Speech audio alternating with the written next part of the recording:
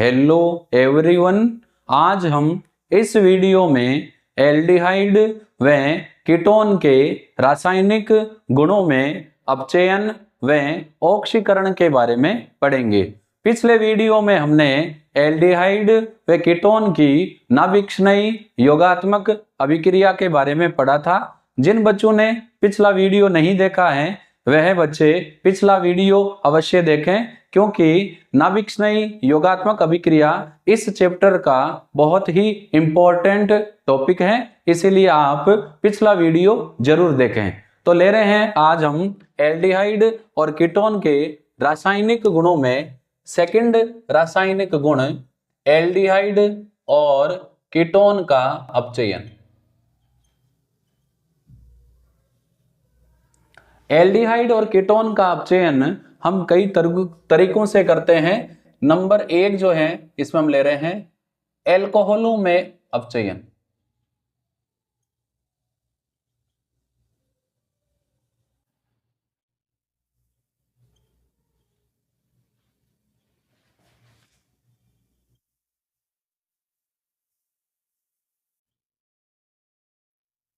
Aldehyde व ketone जिनको शामिल रूप से हम कार्बोनिल यौगिक कहते हैं।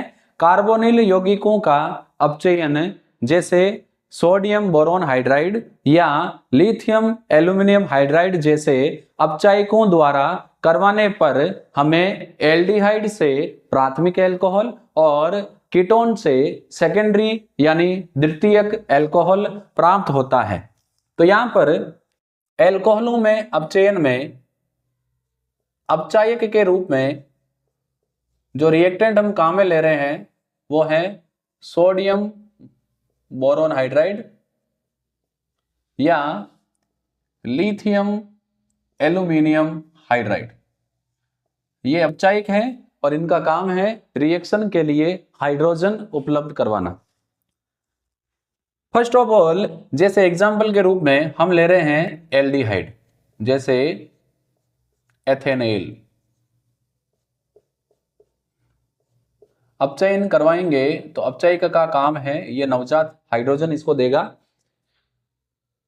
अपचायक के रूप में जैसे हमने काम में ले लिया सोडियम बोरोन हाइड्राइड NaBH4, तो क्या होगा, सिंपल सी रिएक्शन है, थोड़ा सा आप यहाँ ध्यान देंगे। एक हाइड्रोजन जुड़ जाएगी इस कार्बन पर और एक हाइड्रोजन जुड़ जाएगी इस ऑक्सीजन पर और डबल बॉन्ड ब्रेक हो जाएगा, बन जाएगा CH3। फिर C है, C से एक हाइड्रोजन जुड़ी हुई थी, एक और जुड़ गई CH2। ये C जुड़ा हुआ था ऑक्सीजन से, डबल बॉन्ड टूट गया, हो गया सिंगल, और इस ऑक्सीजन से आके जुड़ गया OH। ये किस प्रकार का एल्कोहल है, ये 1 डिग्री यानी प्राइमरी एल्कोहल है।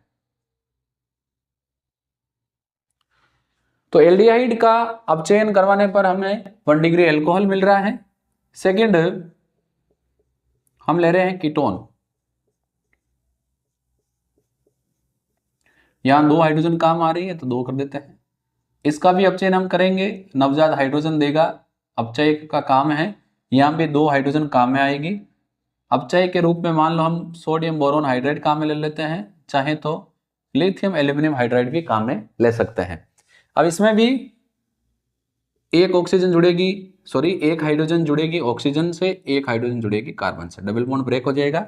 ये हो जाएगा अपना CH3, C से आके जुड़ गया H, ये जुड़ा हुआ CH3 से, नीचे जुड़ा हुआ था ऑक्सीजन से, डबल बॉन्ड ब्रेक हो गया, आके जुड़ गया H। जिस कार्बन पर OH है वो डायरेक्टली 2 कार्बन से जुड़ा है, तो कैसा एल्कोहल है, 2 डिग्री एल्कोहल।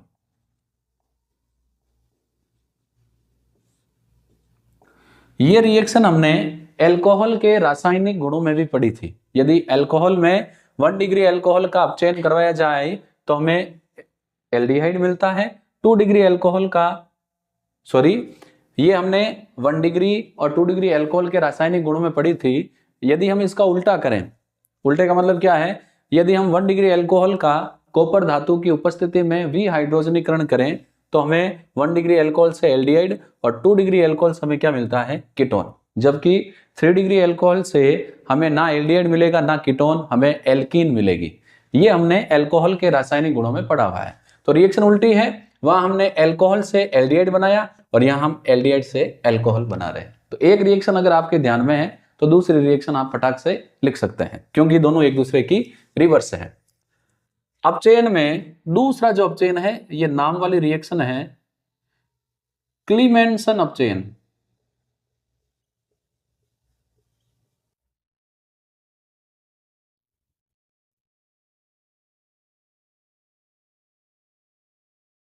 कार्बोनिल यौगिकों का जिंक अमलगम व सांद्र HCl की उपस्थिति में अपचयन करवाने पर कार्बोनिल समूह मेथिलीन समूह में परिवर्तित हो जाता है और हमें एल्केन प्राप्त होती है। देखो यहां पर जो हम अभिकर्मक काम में ले रहे हैं,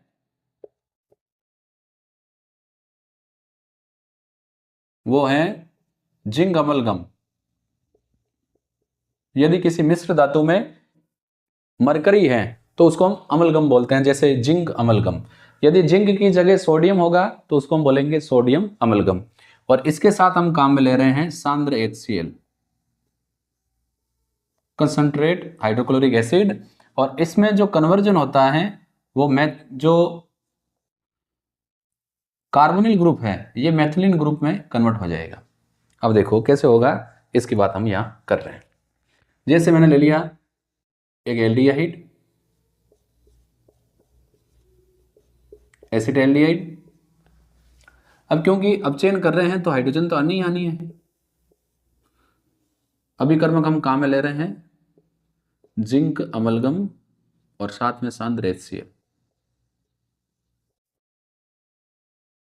अब यहां रिएक्शन कैसे होगी, थोड़ा सा यहां ध्यान देंगे आप। पहली हाइड्रोजन ऑक्सीजन पर, दूसरी हाइड्रोजन कार्बन पर, तीसरी ऑक्सीजन पर, चौथी कार्बन पर। तो ये जो है ये तो जल के रूप में बाहर निकल जाएगा। यहाँ कितने हाइड्रोजन काम आ रही है, 4। और ये CH3 और C से जुड़े हुए 2 हाइड्रोजन और एक ही हाइड्रोजन। तो CH3 और C से जुड़ा हुआ हाइड्रोजन 3, क्या प्राप्त होगी, एथेन। यहां पर जो कार्बोनिल ग्रुप है वो किस में कन्वर्ट हो गया, CH2 में। क्योंकि CH3 है, कार्बोनिल ग्रुप CH2 में कन्वर्ट हो जाएगा, CH2 और एक हाइड्रोजन CH3। अब जैसे हम कीटोन लेते हैं,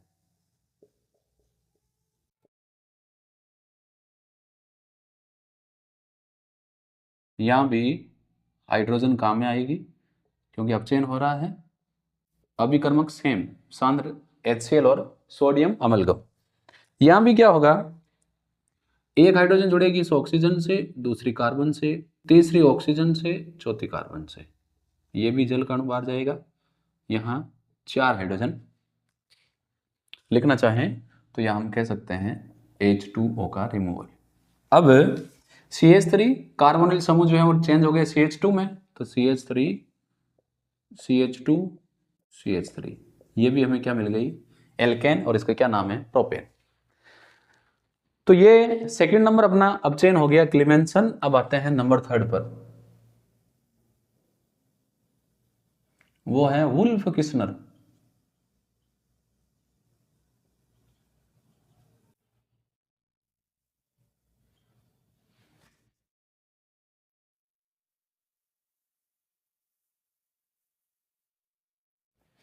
कार्बोनिल यौगिकों का अपचयन हाइड्रोजीन व एथिलीन ग्लाइकोल विलायक में घुला हुआ सोडियम एथोक्साइड या पोटेशियम एथोक्साइड द्वारा करवाने पर हमें एल्केन प्राप्त होती है। इसमें भी कार्बोनिल समूह मेथिलीन समूह में बदलता है। तो यहां जो हम अभिकर्मक काम में ले रहे हैं,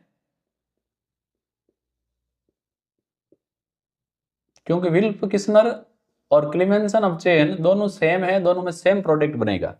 चेंज कहां है, केवल जो अभिकर्मक हम काम में ले रहे हैं। इसमें हम काम में लेंगे पहले तो हाइड्रोजीन, और उसके बाद एथिलीन ग्लाइकोल में उपस्थित, यानी एथिलीन ग्लाइकोल में विलय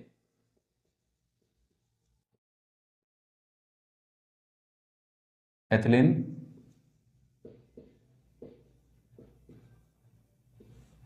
ग्लाइकोल में घुला हुआ हम लेंगे सोडियम एथोक्साइड। तो यह सोडियम एथोक्साइड या potassium ethoxide. Ethoxide ethyl alcohol से बना है, जहां हाइड्रोजन की जगह क्या है, पोटेशियम या सोडियम। अब देखो यहां क्या होगा,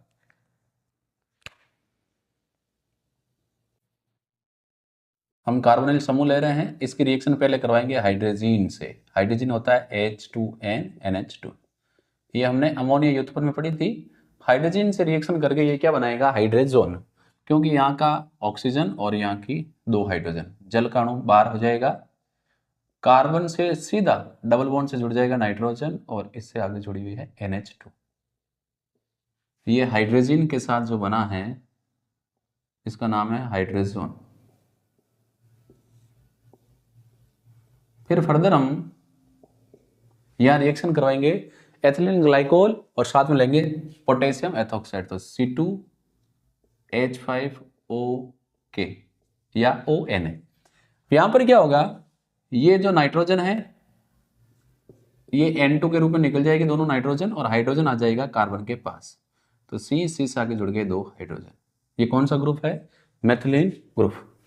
अब वो सेम चीज है, यदि हम यहां पर H लेंगे, डायरेक्टरी की भी बात कर लेते हैं, और इसका वुल्फ किस्नर अपचयन करवाएंगे, तो ये जो कार्बोनिल समूह ये तो चेंज होगा CH2 में, और CH2 से 2 हाइड्रोजन और आगे जुड़ जाएगी, तो क्या हो जाएगा, CH4 मेथेन बन जाएगी। या फिर यदि हम यहां पर एथेनॉल लें, दोनों रिएक्शन को करने की सीधी डायरेक्ट ट्रिक यही है, इसमें कार्बोनिल समूह किसमें कन्वर्ट हो जाएगा, CH2 में, तो CH3 तो ऑलरेडी है, CH2 से एक हाइड्रोजन जुड़ेगी तो क्या हो जाएगा, CH3। ये एथेन है, ऊपर वाली क्या है, मेथेन।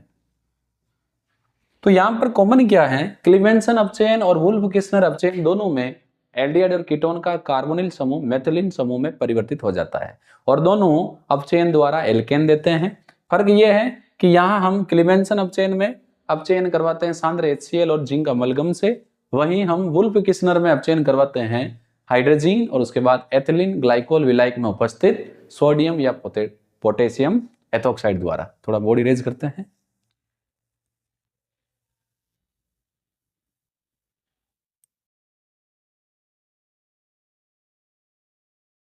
अपचयन के बाद एल्डिहाइड और कीटोन के रासायनिक गुणों में नंबर 3 हम ले लेते हैं इनका ऑक्सीकरण।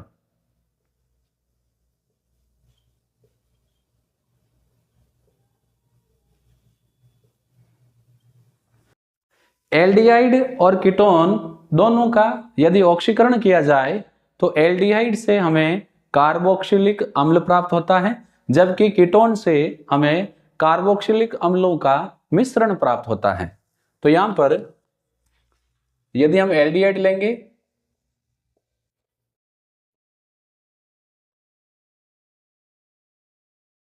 तो इससे हमें मिलेगा कार्बोक्सिलिक अम्ल,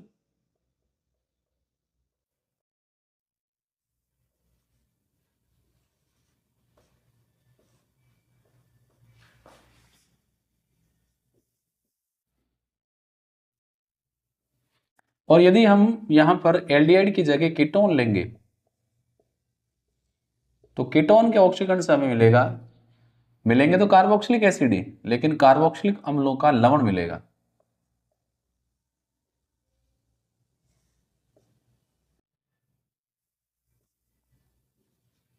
सॉरी, लवण नहीं, कार्बोक्सिलिक अम्ल का मिश्रण। This is better. और यहां हम ऑक्सीकारक के रूप में जब हम ऑक्सीकरण करेंगे तो यहां ऑक्सीकारक जो ऑक्सीकरण करने वाला होता है, ऑक्सीकारक के रूप में हम काम में ले सकते हैं पोटेशियम परमैंगनेट, पोटेशियम डाइक्रोमेट या सांद्र HNO3। अब हम आते हैं अपने मेन पॉइंट पर, जैसे हम एथेनॉल का ऑक्सीकरण करवा रहे हैं। ऑक्सीकरण करवाएंगे तो ऑक्सीकारक का काम है नवजात ऑक्सीजन देना, जैसे हम काम में ले रहे हैं पोटेशियम परमैंगनेट KMnO4। एल्डिहाइड का ऑक्सीकरण हम दुर्बल ऑक्सीकारक जैसे टोलन अभिकर्मक, फेलिन अभिकर्मक द्वारा भी कर सकते हैं। लेकिन कीटोन के ऑक्सीकरण के लिए हमें प्रबल ऑक्सीकारक और हाई टेम्परेचर की आवश्यकता होती है, क्योंकि कीटोन के ऑक्सीकरण में कार्बन कार्बन बंध का विखंडन होता है। एल्डिहाइड और कीटोन में यही मुख्य फर्क है कि एल्डिहाइड का ऑक्सीकरण दुर्बल ऑक्सीकारकों द्वारा हो जाता है, जबकि कीटोन का ऑक्सीकरण प्रबल ऑक्सीकारक और हाई टेम्परेचर पर होने पर ही होता है। तो यहां पर ऑक्सीकरण कर रहे हैं तो सीधा सा इस कार्बन से ऑक्सीजन आके जुड़ जाएगी, तो CH3 C double bond O आके जुड़ गई O से H। क्या बन गया अपना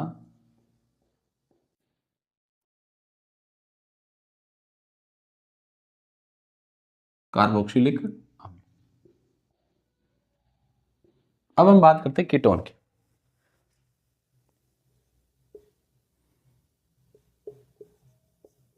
अब कीटोन में दो कंडीशन है, जब कीटोन सममित हो और जब कीटोन असममित हो। ये R को एल्किल ग्रुप है, जिसको मैंने अलग दिखाने के लिए इसको R किया, इसको R डैश किया है। अब इसमें कार्बोनिल समूह के दोनों तरफ समूह समान है, तो इसको हम कह सकते हैं ये कीटोन कैसी है, सममित है।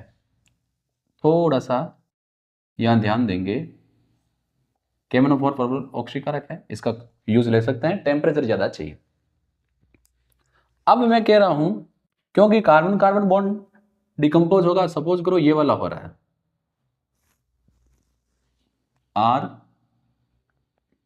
RC। अब ये वाला होगा तो ये जो CH2 है ये कार्बोक्सिलिक अम्ल में कन्वर्ट हो जाएगा, प्लस R डे CH2CO और इसकी हाइड्रोजन इसको आके मिल जाएगी, तो R डे CH2CO O तो था और इसकी हाइड्रोजन इससे आके मिलेगी, तो यहाँ H हो जाएगा और H से ऑक्सीजन जुड़ेगा, तो ये हो जाएगा CH2 R डे CH2CO आगे आगे जुड़ गया COOH, जब ये वाला बॉन्ड डिकम्पोज होगा। अब सेकंड कंडीशन ये है कि जरूरी नहीं है बॉन्ड ये टूटे, इसको मैं अलग दिखाने के लिए मैं कह रहा हूं बॉन्ड ये टूटे। तो ये बॉन्ड टूटेगा तो क्या होगा,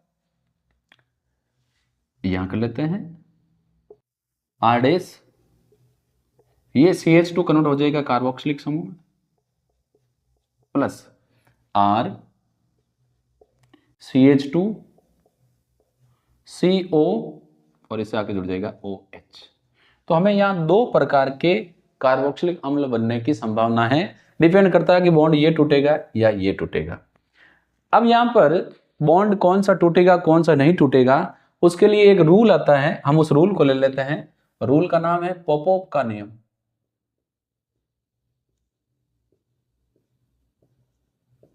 पो वाला पोपोव नियम के अनुसार यदि असममित कीटोन में एक से अधिक कार्बोक्सिलिक अम्ल बनने की संभावना हो तो कार्बोनिल समूह छोटे एल्किल समूह के साथ रहता है। जब एक से अधिक कीटोन बनते हैं इसको हम बोलते हैं असमरूप। तो इसको मैं यहां लिख देता हूं, आप भी इसको नोट करें। जब कीटोन के ऑक्सीकरण से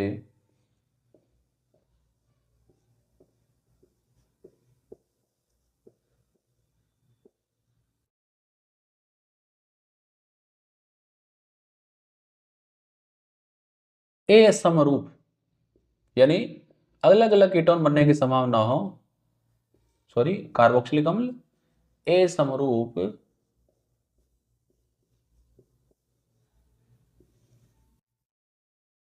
कार्बोक्सिलिक अम्ल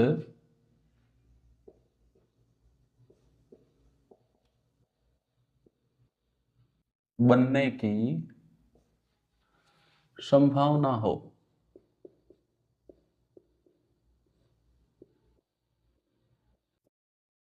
तो क्या हो जाएगा, तो कार्बोनिल समूह CO समूह छोटे, जैसे छोटे लड़के के साथ माँ बाप रहते हैं वैसे ये भी वैसा ही रूल कर रहा है, छोटे एल्किल समूह के साथ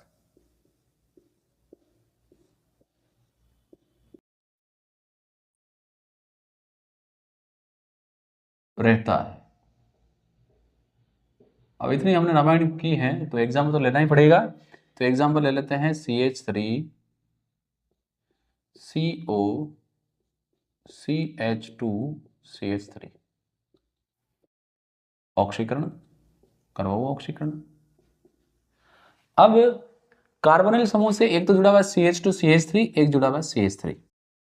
सवाल ये आता है कि ये इसके साथ रहेगा, ये इसके साथ, तो थोड़ा सा यहां पर कंफ्यूजन से बचने के लिए हम इसको थोड़ा सा लंबा कर देते हैं। इसको हमने कर दिया CH2 CH3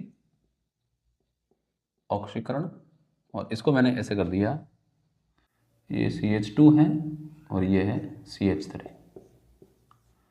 ये कार्बोनिल समूह है, एक से जुड़ा हुआ है CH2 CH2 CH3, N propyl समूह, एक जुड़ा हुआ है एथिल समूह।